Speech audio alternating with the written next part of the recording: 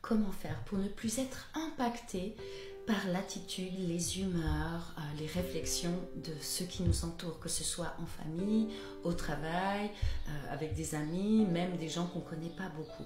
Je vais t'expliquer comment faire. Pour t'amener à cette compréhension, je vais te raconter une petite histoire. Essaye d'imaginer que tu es dans la rue et que tu croises un handicapé que tu ne connais pas, en chaise roulante, très mal en point. Ceci dit avec beaucoup de respect, je ne me moque pas, c'est vraiment pour vous faire aller dans une compréhension qui va vous provoquer un déclic. Si tu es là, que tu te balades et qu'il te croise, et puis que tu vois qu'il est vraiment pas comment dire, il n'est pas bien, puis qu'il se met à t'insulter, à te critiquer, peut-être à te dire des mots horribles, te dire que tu es moche, que tu sens pas bon, que tu es bête, et je t'en passe des pires et des meilleurs, qu'est-ce que tu répondrais? En général, les gens me disent écoute, tu sais, franchement, je ne dirais rien parce que je vois qu'il va pas bien, il me fait même de la peine. J'y prends pas personnellement, je me dis oulala, quelle souffrance il a ce gars ou cette fille. Et puis tu vas pas te mettre à l'insulter, voire aller lui mettre une rouste, on est d'accord? Et pourquoi? Eh bien, tout simplement parce que tu vois que la personne, elle n'est pas bien, elle est diminuée, elle vit une situation absolument horrible et ça déclenche en toi de la compassion, de la pitié. Tu te dis, mais tu n'y prends pas personnellement. Alors, explique-moi pourquoi tu prends tout à titre personnel, quand quelque part. J'aimerais juste que tu entendes ça. On est dans un monde d'handicapés masqués. C'est-à-dire, moi y compris, on a nos traumas, on a nos blessures, on a nos bons, mauvais moments, on a des difficultés, on a des frustrations, c'est totalement humain. Tout le monde est concerné.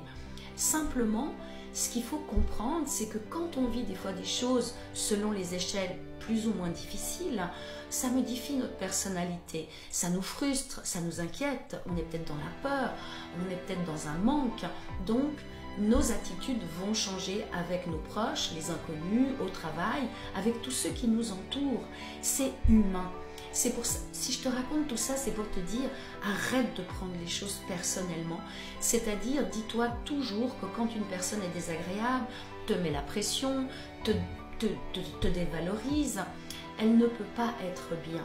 Parce qu'une personne qui se sent bien n'a pas ce besoin, cette réaction de devoir, faire du mal aux autres. Au contraire, ce seront même des gens qui vont être, bienveillants, qui vont peut-être des fois remarquer des choses qu'ils n'aiment pas en nous, qui les agacent, mais ils ne vont pas forcément le dire, et encore moins d'une façon agressive.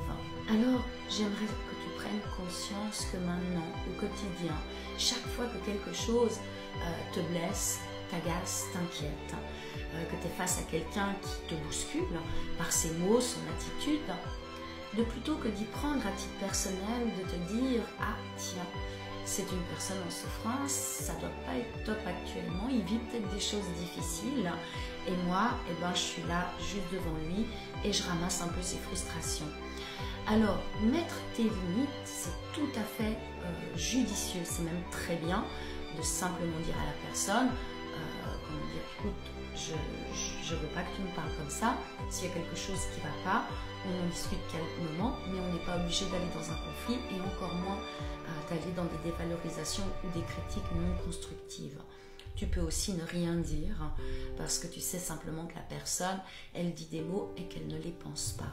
Mais le plus important, c'est qu'à partir d'aujourd'hui, tu essayes de prendre du recul face à toutes ces personnes qui nous entourent et qui sont simplement des êtres aussi qui ont un quotidien avec des frustrations et des souffrances et que quelque part, on est tous concernés, toi, moi, notre voisin, la voisine, la famille, etc.